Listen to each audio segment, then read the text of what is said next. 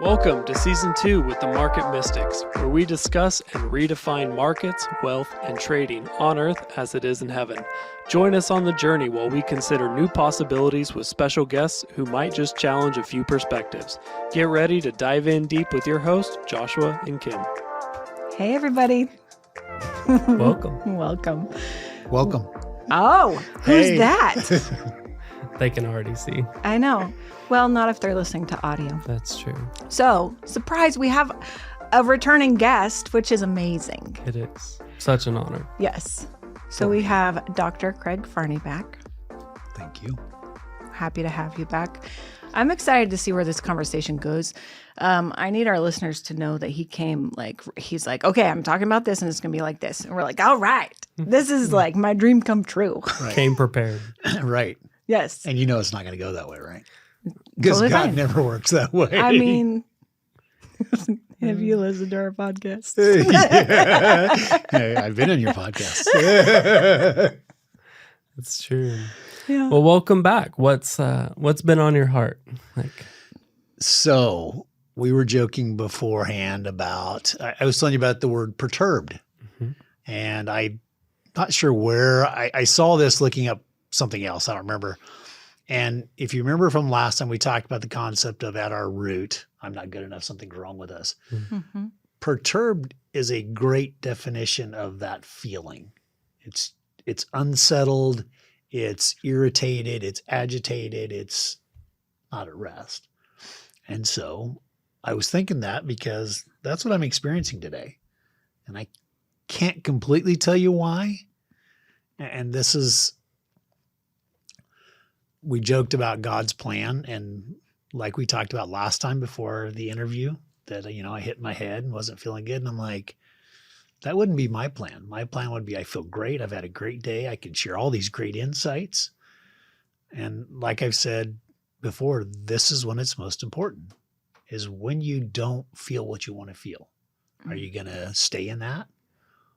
Or are you going to choose to work through it? And so that's kind of what I'm working on right now. So the other thing I thought we could go through too is we talked about some general concepts. I have some terminology that we can put to it that I think really helps kind of explain the analogy. If you remember from last time, we talked about the question, have you ever got mad at yourself and yelled at yourself? And you both acknowledged that you have. Mhm. And I was surprised. Sure. So the terms I use in my office, the person yelling is the parent. The person being yelled at is the child. And then the third character in the middle is the mediator, seeking to choose, do I agree with the parent? Do I go with the child?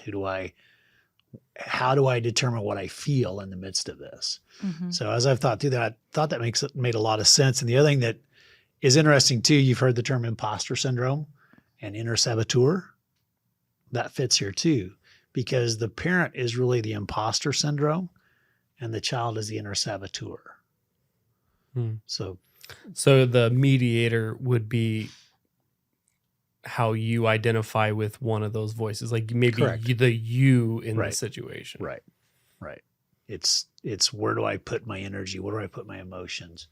Because the parent is typically coming at from an anger perspective and the child is coming from a shame perspective. So what am I going to feel in my heart in the mediator? Am I going to feel shame or am I going to feel anger? And how am I going to let that dictate my actions? So ponder that for a little bit. I know that's not helpful for a podcast to sit and ponder, but it makes me want to sit and ponder. Yes. So More. yeah, bring it on, and I'm I'm going to going to complicate it a little bit here too. So what I do is I'm going through the work in my office, and you've kind of experienced this. I am. Okay. And then so what I do is I always start with this. I have a person say my name is and whatever their name is. And as we're doing muscle testing, which we do in my office, usually they're pretty rock solid strong because that's just a fact. Now I had one person, they tested weak to that. I'm going, whoa, you got a big issue here that's buried down in here somewhere. But most people, they'll stay strong on that. And then if I have them say I am their name, then they go weak because the I am is, well, who do I identify with? Do I identify with the parent? Do I identify with the child? Who am I? And because like we talked about, at our core, most of us feel this, I'm not good enough, something's wrong with me. So do I identify with that? Am I not good enough? Am I something wrong with me? Or am I this imposter that I'm trying to put on? Because I think what the imposter syndrome is really who we want to be. It's just not fully authentic. And we kind of talked about that too. We seek to put our best foot forward. It just doesn't have the authenticity if the child is not involved. And I think this also fits too, because we talked about the power being in your gut. The child is where all the energy comes from. Think about a child. A typical child is just happy-go-lucky. They're abounding with energy. The parent's job is to guide how do we direct that energy and use it in the best way, because the parent is where the wisdom resides. So deep enough? You want to go deeper? I will always go deeper. I know you will. So as I'm testing a person, so then what I do is I go, I am, and I'll do usually I am good, I am great, I am whole, because that hits the 3 general categories. And I see if they have any weakness. If they go weak on I am good, then I go further into I love myself and I love whatever their name is. I forgive myself and I forgive whatever their name is. And I do this both left and right, because we talked about left and right brain. If we get into good, or they go weak on great, then it's I accept myself, I accept their name. I believe in myself, I believe in their name. And then if they go weak on I am great, then it's I like myself, I like name, I trust myself, I trust name, I value myself, I value name. Okay, so that's stage 1. Now stage 2, I'll go whatever your name is. So like, for example, Josh is good, Josh is great, Josh is whole. Okay. And then on the last stage, it's myself is good, myself is great, myself is whole. Follow me so far? Because Josh is little Josh is down in his tummy. And then myself is the authority figure in the head. So that was going along good and great and all that. And so, knocked over my drink. Now here's where it gets really complicated. So I do this in my meditation time. I'll sit there and I'll just think the phrases. And if you take time to pay attention, you feel it within yourself of going, no, I don't resonate with that statement. Something's off about that. And I was doing this and I'm going, okay, I feel off, but why do I feel off? And then I thought, okay, wait a minute. These 3 characters in my story all have 3 characters. So now I am as a parent, a mediator, and a child. The child has a parent, a mediator, and a child. The parent has a parent, a mediator, and a child. And I don't know how far out this goes, kind of like, if you hold a mirror to a mirror and it reflects forever.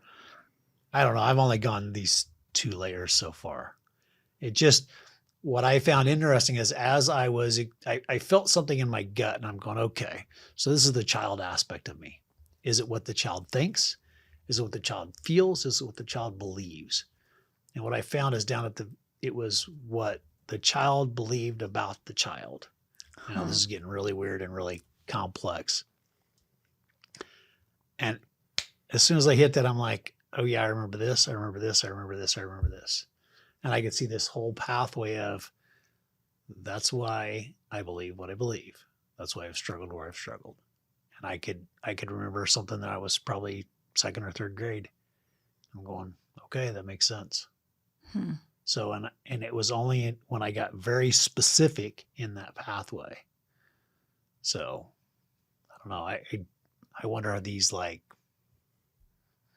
if you think of a computer, you have sectors. Is it these are only held in certain sectors that you have to get at the very specific sector to get there? So that's interesting. Did you find that to be somewhat of an epiphany to you? Yes. Is that now going to be one of those moments that you look back on and like see a shift, do you think? Oh yeah, absolutely. Yeah.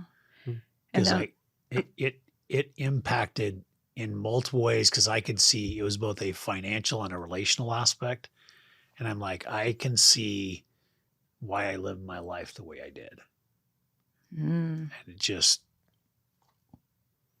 yeah, it was a profound moment for me. It was very epiphanous. So I bet. So now that you have the awareness, Mm-hmm.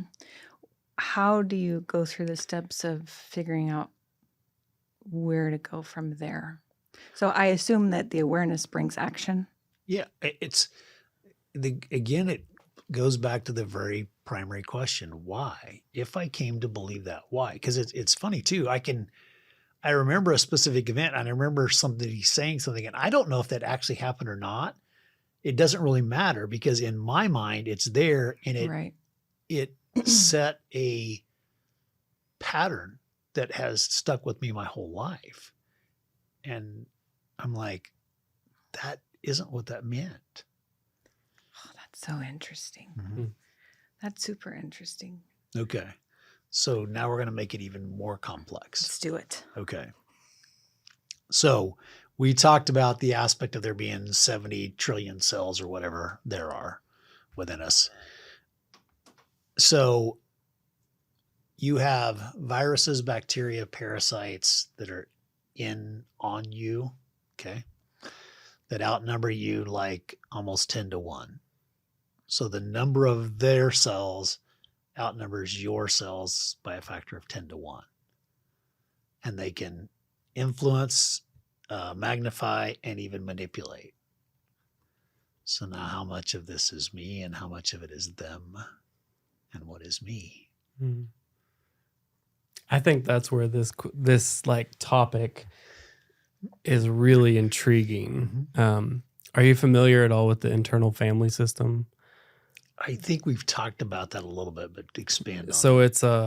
it's a type of counseling, coaching, therapy that was developed by someone on a somewhat similar concept of there are all these parts of you Mm-hmm. that took on a belief at a certain age, Mm-hmm. and beneficially or not, they serve a function.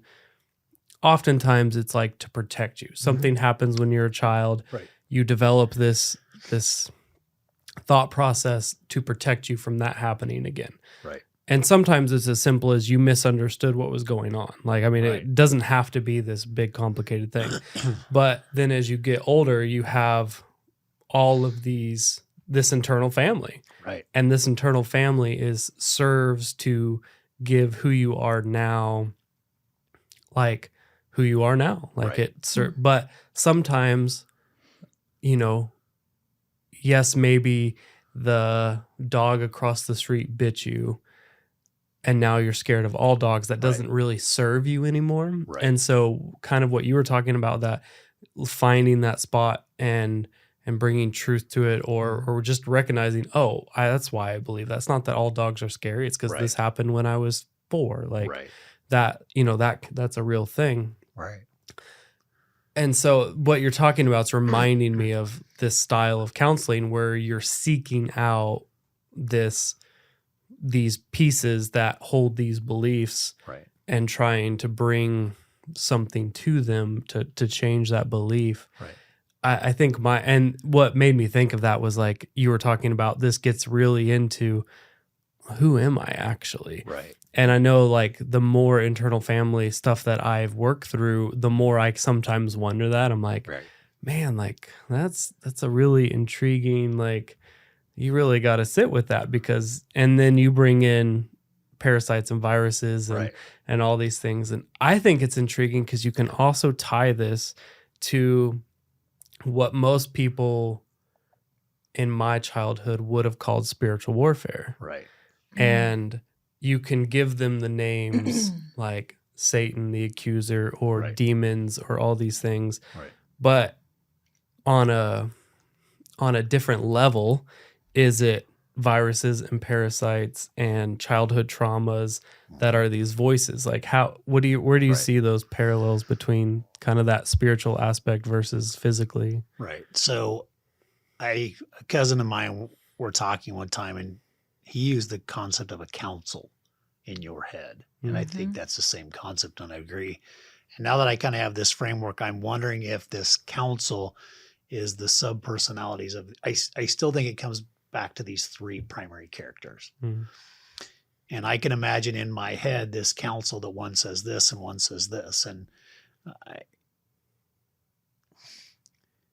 they're all saying what they're saying for a reason. And that's really what, even the ones that are like, don't do that, that's really scary. Okay, well, it's ultimately just trying to protect you. Mm-hmm. And I would agree. Wow, there's a whole lot of thoughts. Okay, so we're going to dive really, really deep, right? Okay. How do we decide what is us? Because okay, here's one of my questions. What do you do when your beliefs don't line up with scriptures or what you were taught as scriptures? Mm-hmm. I wonder, we're all taught there's Satan, there's a devil, there's an adversary. Is that really the case? Or is it kind of like there is really no cold? There's only the absence of heat.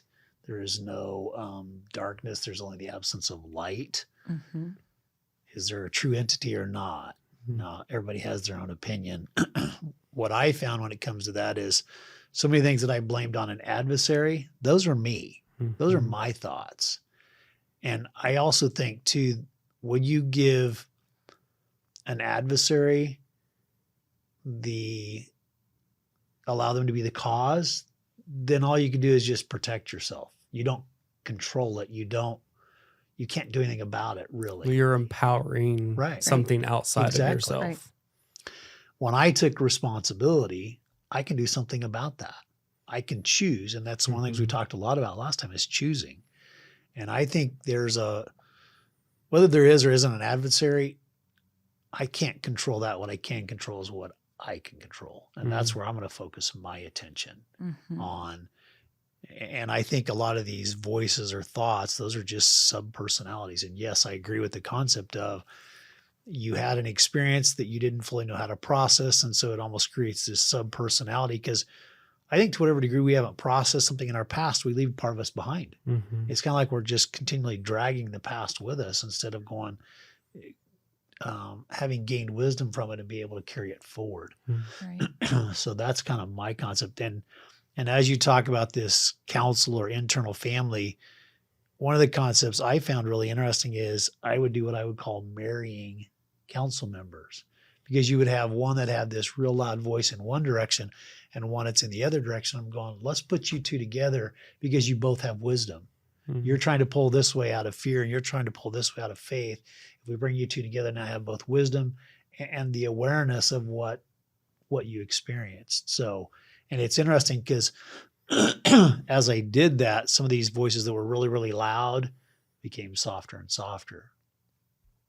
And I think this also ties into the concept of when you allow yourself just to feel something, those voices don't yell as loud. You're heard. You just, okay, I'm going to listen to you. I'm just not going to let you decide what action I'm going to choose in response to it. That's interesting.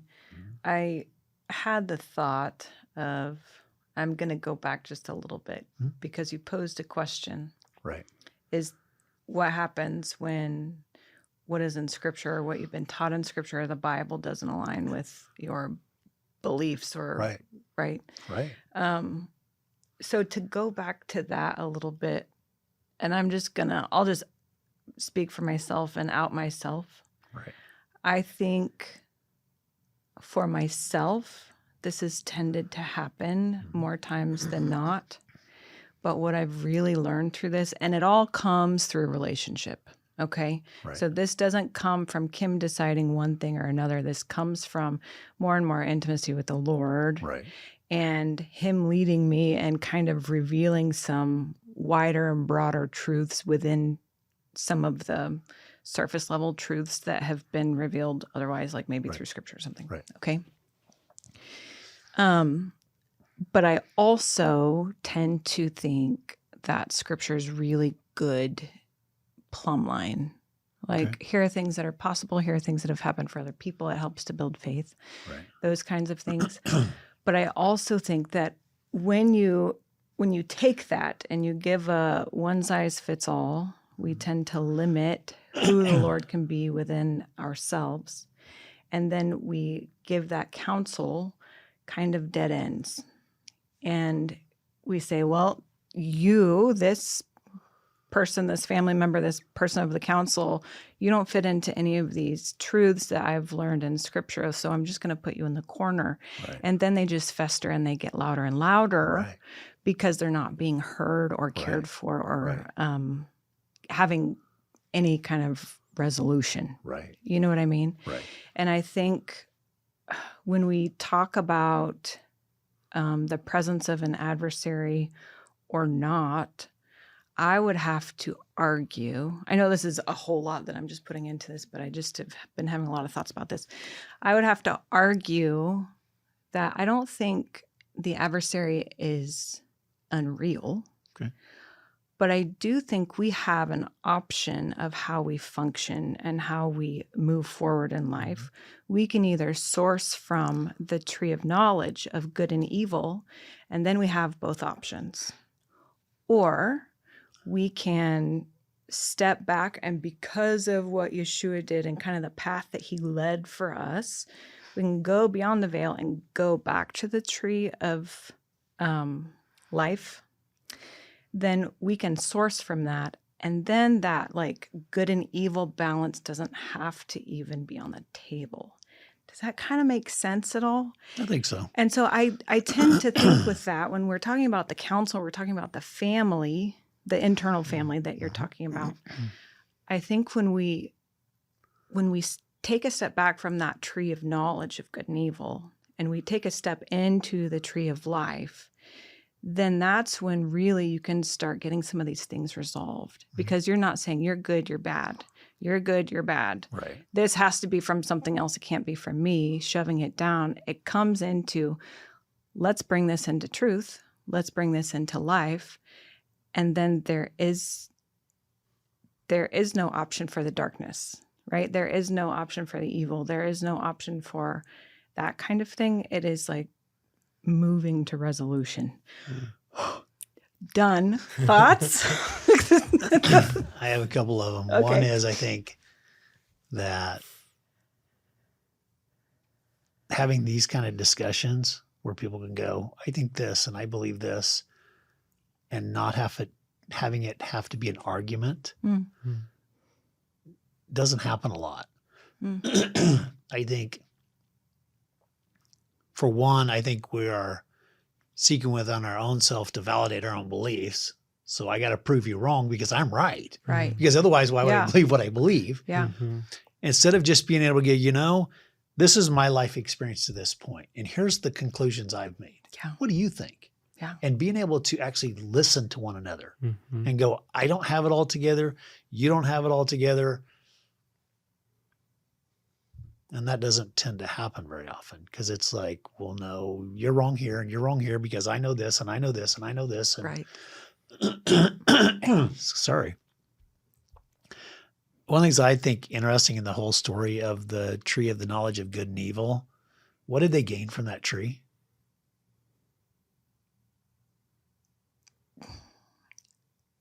Two perspectives, I suppose. Right. Well, here's the point is they already knew good, right? Right. So all they gained was evil. Right. Why did they want that?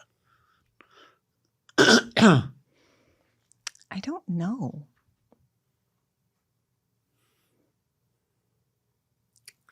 This is going to be a pondering episode. Let's do it. I mean, I like that.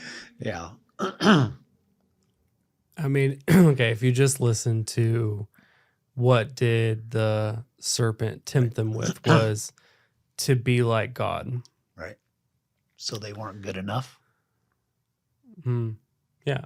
It challenged it challenged their identity, because I would argue they were already like God. Correct. And so all he did was challenge their identity. And I was having a conversation the other day about like devil, I think it's in Spanish, is diablo, Right. which just means two breaths or other opinion. Okay. And that's really what he offered them, was another opinion. Okay. And we're faced with that all day long, whether it's through like our own thought processes, if you want to internalize it or externalize it to something else. They all day long were offered with other with an alternative opinion. Like, oh, I can do this, like whatever it is. I can ride my bike. And then another voice, oh, can you remember that time you fell? Or like anything else. Like that other voice is our adversary. And sometimes it pushes us to be stronger. And sometimes it pushes us to make a decision that changes our identity. Oh, that's interesting. Just even as you were talking about it, and you're talking about it challenging our identity, I also was thinking, you know what, it challenged the wholeness, right? So when the option of the tree of knowledge was given, it was questioning their wholeness. And were they already like, God, yes. But did the thought come in, well, maybe you're not, isn't there something else? Right? And it goes back to what you were talking about in the beginning, where you talk about I'm not going to remember all of them. Your name, I am in myself. That's it. And the wholeness of it, right? Right. I think it comes right back to some of that, some of the wholeness. What I've experienced when I am whole, I'm not even aware of a separation, which I think that's who God is. There is no separation. So in my mind, I'm thinking about your name, I am in myself. Would you parallel that to what a lot of people would teach as body, soul, spirit? Yeah. And so with a little bit of a caveat to that. So we were talking about this in my office today. I personally believe our soul, spirit, I don't care what term we get, the truest essence of you is pure, is holy, is godly. It's that we put all this stuff on top of it, or it's within a body that is not as pure and holy as it can be. So I think there is body, soul, spirit. I think there's almost three parts to maybe it is that. Because if our soul resides within our core, it's what's around it that is the name that we associate with that. Yeah. And I mean, I'm oversimplifying it, but in my mind, like the soul would be like the child piece, the energetic piece. Right. The spirit is probably a bit more like the parent piece that gives structure to the soul. I think this is a little bit, I'm not sure. And then the body would be where those two things come, where the expression of those two things comes. Right. Interesting. This is where, to me, the deeper you go, the more words start to fail. Yeah, exactly. Because soul to you means one thing, and because some people use soul and spirit interchangeable, some people use mind and soul interchangeable. Right. Yeah, it's more the concepts that we're after. So, Mm-hmm. Here's another. Since we were talking about the tree of the knowledge of good and evil, ponder this: can man know evil and not do evil?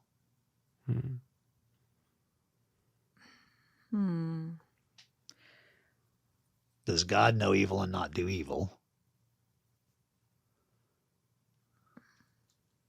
Because if all we gained from the tree of the knowledge of good and evil was the knowledge of evil, is the problem that if we have the knowledge, we manifest the knowledge?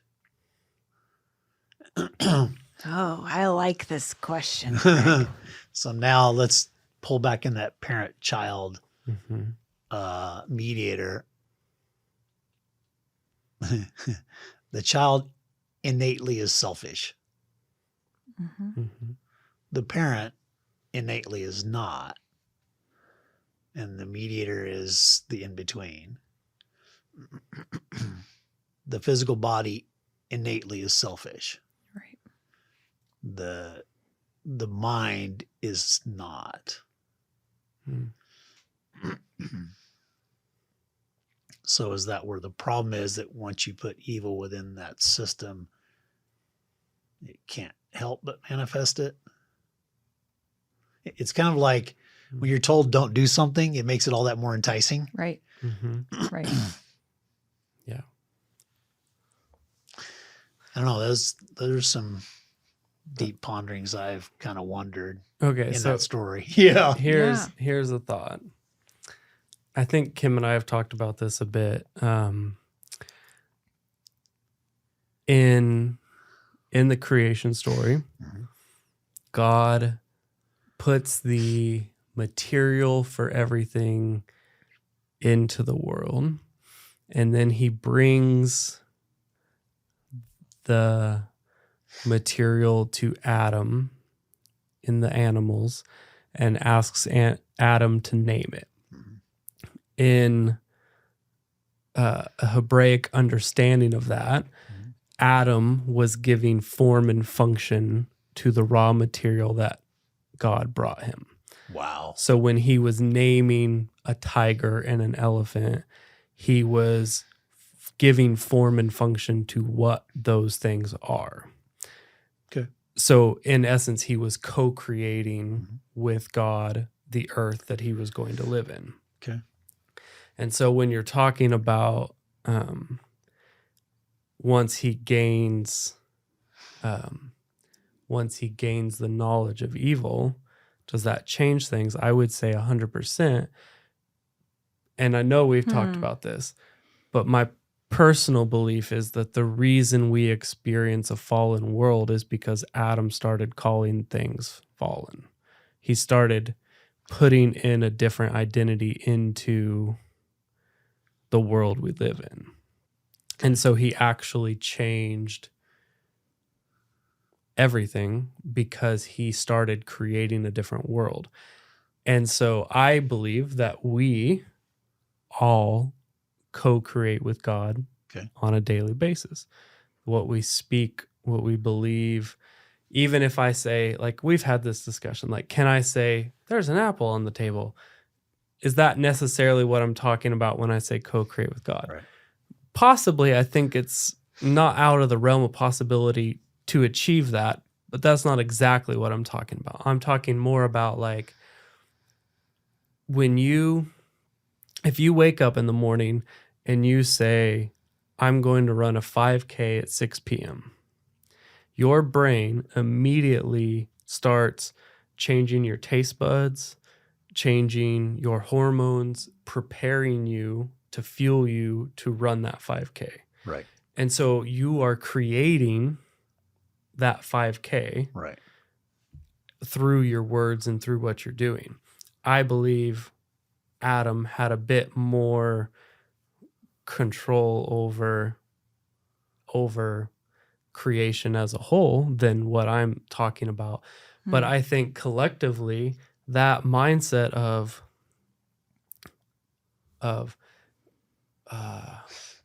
seeing things with the evil in it is holding things in a less than optimal state. Okay. So when you're talking about can you have the knowledge of evil without putting evil in it, I would say I don't know that you can, because I think if all of us were only eating from the tree of life and didn't have that polarity or measuring stick, that we wouldn't experience the things that we assign to a fallen world. Okay. In a good way? You're saying that in a good way? Or, okay. Yeah.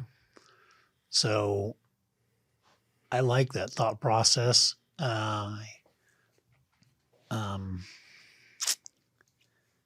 Did it change the creation, or did it change his relationship with it? It changed his perspective of it, and now he started to see it. So do you have any fear of bears or sharks? Yeah. Okay. Yeah. And one of the analogy, or one of the things that's used frequently as an example of fight or flight, is if you're being chased by a bear. Can you get to the place that you have no fear-based response to that animal? Yes. And would it change how that animal interacted with you? Yes. Okay. Yeah. I mean, I think about Now you want to go this- put that to the test? No. I think about I this. think that's where our faith aspect really comes into play. How much faith I mean, it makes sense here. Yeah. Right. If you start to feel something different here or here, that's where it starts to change. Right. Mm-hmm. I mean, I experienced this on a very like real scale of like the very first time Kim and I went to South Africa. We landed, got to this place, and we're kind of dealing with like a little bit of jet lag, and Right. and our friend was like, "Hey, one of the best ways to get rid of this is go swim in the ocean. Go get out in the sun, go swim in the ocean." And we swam in the ocean quite a bit that trip. Mm-hmm. And the very last few days we were there, It might have been the last day. somebody said, "Hey, did you know this is where they film Shark Week? This is where the great whites live. That big island out there, it's full of seals and it's their feeding ground." And it like, immediately I was like, I'm going to get out of the water. But the whole month before that, didn't experience that because my mind wasn't even considering Right. that there was a great white shark 5 feet from me. Right. Right. And so, yes, I fully believe in your proposed question that if we could remove the fear or whatever you're holding against a piece of creation, it would respond differently to you. Yeah. But I also have to wonder, like, okay, so we have this genetic memory. And the reason that fight or flight is used for bears is, your cave dwelling ancestor was attacked by a bear and ran, and that gets in your DNA and Right. that stays with you. And there is some truth to that. But I wonder, does creation also have a genetic memory?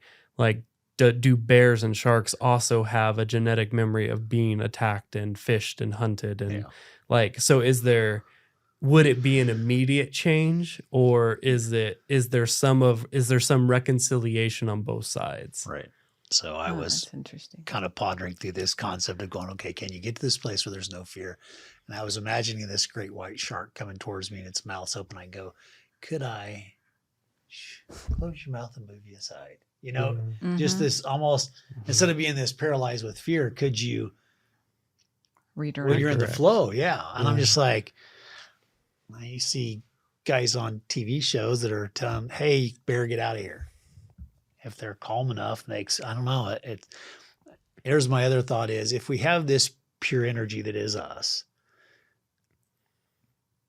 and if it was its ideal health, it emanates out through this perfected body Mm-hmm. in perfection. I think because of that evil part, it's distorted, kind of like a stained glass window. And now the light doesn't emanate out in a healthy way. It emanates out in fear. And I think that impacts the energy that interacts with creation. That's it. I was thinking something along the same lines, similar, not the same. I was just thinking about how when fear comes over you, tends to be that your gut, your heart, and your head all come in alignment with this one feeling of fear. Right. And then something manifests. So when there's the alignment of all of the parts of you, then something comes to be, right? Okay. Years and years when I was younger, I dealt with all kinds of spiritual attack stuff and had to learn how to control my fear so that the power wouldn't be given to whatever it was I thought was Right. attacking me. Right. Right? Right. And it was a very effective tool. So learn to control your fear. You can learn to control the atmosphere around you, right? Or what can get at you. So essentially, like, what's penetrating that energy field, right? Right. But I also have to think, if we look at the flip side, if we go back to the tree of life and we look at all those parts of us, and can we get them to align in a similar intention that is toward life and not toward fear or something like that, Right. then is that how then we get things to manifest that way? Do you know what I mean? Yeah, we are I know very exactly. powerful. And like you were talking about, I do also believe that we were made to co-create with the Father. I do too. But there's an alignment there. And you even talked about this earlier, like you will feel a separation, right?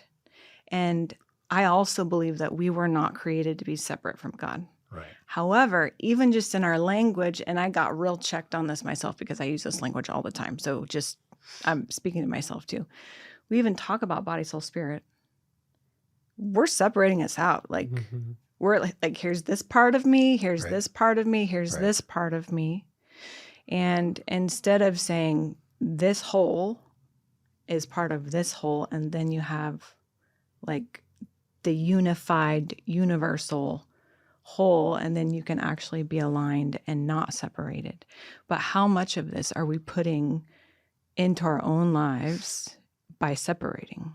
Do you know what I mean? Yeah. And then we don't see things move. Right. Like if we talk about in the church and miracles and crazy mystical things happening, Right. when we're not aligned with ourselves, we don't see these things happening. But when we can align with ourselves, when we can align with the rest of the body, when we can align with the Lord, then we start seeing things move. It's just, I don't know. What do you think about this? I think that makes sense because you're taking the energy and guiding it through yourself. Because this is the guide. This is the head's the guide. This is the amplifier. Mhm. This is how what amplifies it out into the world, and this is the source or Yeah. our energy.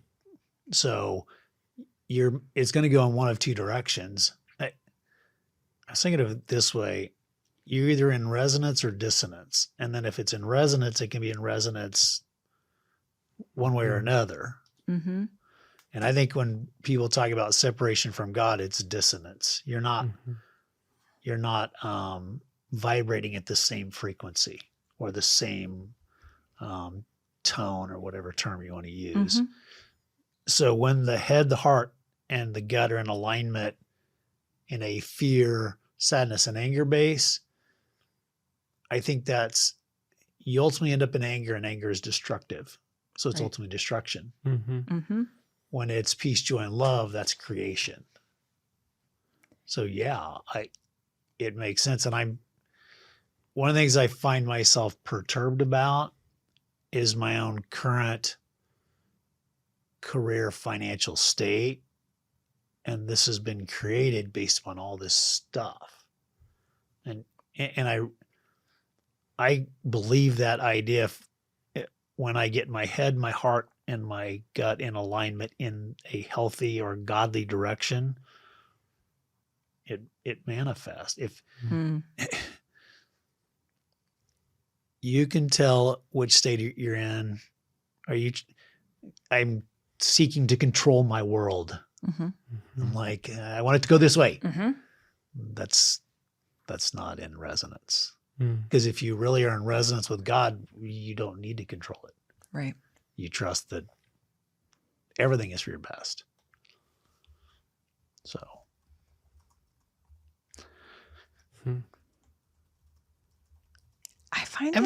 I find it really interesting. Just the term from even the beginning of the conversation, the perturbed Right. term, Mhm. being unsettled, agitated, not at rest. Right. I mean, if we're talking about separation or unification, Mhm. that speaks to separation to Right. me.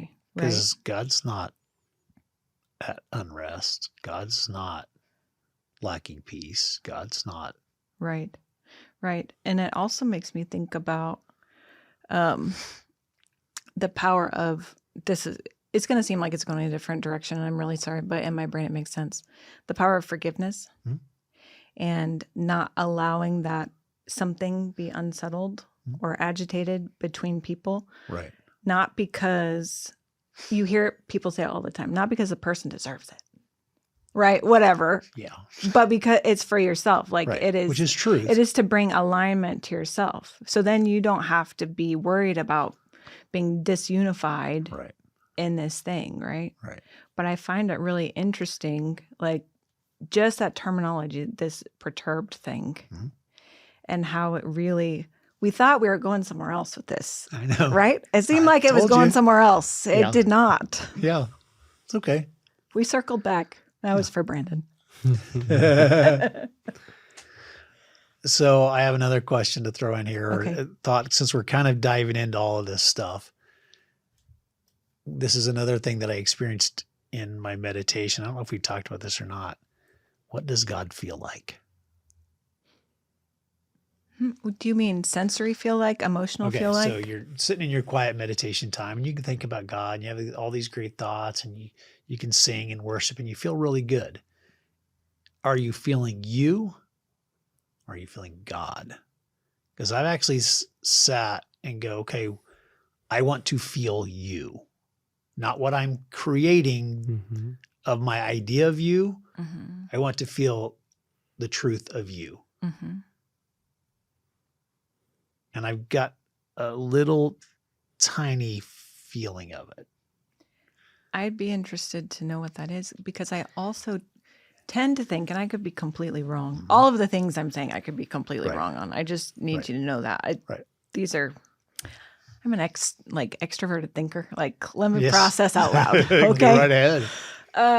But I tend to think it's going to feel different for every single person. Yeah. Because I think he reveals himself differently in each individual, which is why it's important that you have more of the body of Christ around you, is because you get to see different glimpses and different facets of who the Father is and how he expresses himself through them.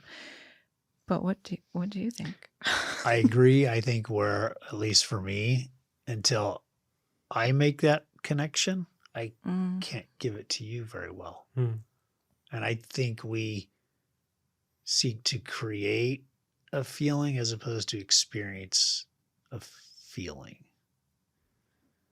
That's what I'm pursuing right now, going, I want to know you, not just in my head and not just in the emotions I create. I want to be aware of the resonance of the Father and of the Son and of the Spirit, because those are different resonances as well. Yeah. They're still unified. I like the term symphony because it's that's good. It's music that's, each instrument has a different sound and you're playing it in a coordinated, which kind of ties into one of the other things I put down here is what's the purpose of life? I like it. That one's real deep. Yeah. He's like, yeah, you told me to bring the deep. Yeah, I'm bringing it. To go back to your question of what does God feel like, my current belief of that is in this dimension, in this world, we can only experience things through our nervous system. I'm going to disagree. But go ahead. Well, okay, I don't think I can feel something in my body unless it passes through my nervous system. So if I'm experiencing God, that has to go through my system and express itself in a way that I can quantifiably say, blah, blah, blah. Right. This is what it was. And so I think that that's why it fits what you were saying. Like, it's going to feel different for every person because, like, okay, God is love. Right. If we experience love, it's going to feel in my body a little bit different than it will feel for Kim or it will feel for you. Right. God is light. If light comes and fills us, we're going to experience that slightly differently than each person. Now, also, like, we have this belief that we are supposed to not necessarily be bound to this dimension in this world in this nervous system. And I think if you can really get in tune with that, then maybe you can feel and experience something that's outside of that. So let me adjust. But my then where? disagreement But to then this. where? Yes. But I then think to a where do degree you feel end it? up processing it with your nervous system, Right. and I'm going to emphasize that it goes back to that idea of you walk into a group of people and you feel a connection. Is that through the nervous system you're experiencing that? It may not be where the signal is received, but it is how the signal is interpreted. Okay. I can go along with you on that. Yeah. I think what it's learning to do is create better receptors or connecting with the reception better. That's kind of the concept even in our office. What I do in my office, anybody can do. Most people just don't train themselves to do it. And so I think that's the thing, is that we get so dependent upon what we can see, what we can feel, what we can touch, what we can taste, what we can hear. There's more information out there than our five senses. And if you can learn to tap into that, because there's light above and beyond our spectrum. There's sound above and beyond our spectrum. Right. Yeah, I think light is like 1 or 2% of all of the light spectrum is perceivable. Right. So I'm hearing both of you. And I think what you're talking about, the nervous system being how you kind of receive things, right? Or how you get to interpret it. I almost feel like our nervous system or our bodies are our translator into this dimension. Like, how can we... It's a communication right, system. we've received this. Now, how do we experience it in this dimension? And our bodies are that kind of translator, which is why it's important while we're on the earth to have the body, because we are always receiving things. There's all this stuff spiritually going on around us. And it's like, how do you get it filtered down into where the bodies are all functioning? You know what I mean? And I think that's kind of a lot of what happens. But I also agree. I don't always think that it is in our bodies. But I also think most people have to learn how to not have it all in their bodies, right? Or not all in the nervous system. Which could also be argued because your brain is your nervous system and everything is going to be processed through your brain. So I could just negate my whole argument there. Done. Yeah. I think that, it gets really nuanced, and this is a topic that none of us have fully stepped into. We're just kind of playing with like, what is this? What could it be like? Right. But I think that that's so important, because I don't think you will ever get to where we want to be if you don't start asking the questions. Right. If you don't start asking the questions of, what would it be like if I didn't have fear of allergies? Would my body not, be affected by allergies? Right. Like, if we don't start asking some of those questions and start asking God, what do you feel like? Right. Are you ever going to get there? If you don't start, like you're talking about, like there's all these other signals coming to your antenna. Right. If you don't ever change from the channel you're on, Right. you're just going to miss it all. Right. And, so I think just that we've talked about this all the time. The awareness is so important. The questions are so important, because it leads to, well, what would that be like? Right. Right. It leads to you sitting down in your living room and saying, okay, God, what do you feel like? Right. In a way that isn't going to destroy my entire body. What do you feel like? I consider that was inherent in the question. Thank you for sticking around. Listen for new episodes every Monday and Thursday. Find us on all social media platforms by searching for Market Mystics. Don't forget to follow and subscribe. Visit upperroomcd.com, where you can find more information about the hosts, projects, and guests. Go deeper by booking a coaching appointment focused on redefining identity and wealth in your life. See you next time.